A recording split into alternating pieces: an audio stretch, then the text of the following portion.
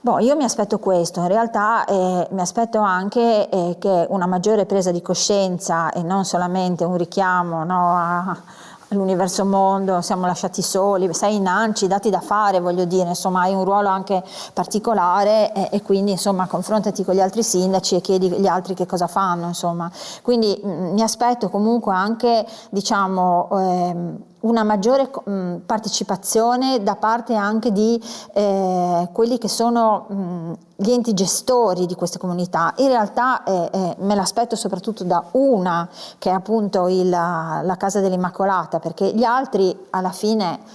che sono comunque hanno la concessione con il comune, diciamo ospitando un numero di minori molto più basso, molto più risicato, non ne sentiamo mai praticamente parlare. Io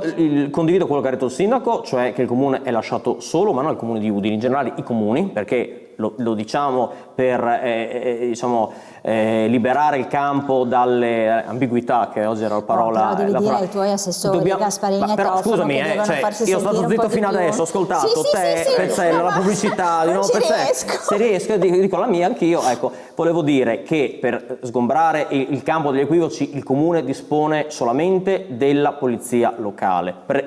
siede al tavolo di sicurezza che è presieduto dal prefetto, in cui non si vota, ok? E il prefetto, che rappresenta il Ministero dell'Interno, quindi Piantedosi a Udine, è il capo della polizia insieme al questore. Quindi questo per dare un attimo, quando il sindaco dice siamo lasciati soli, dice una cosa che io condivido e rilancio. Io penso e credo che i cittadini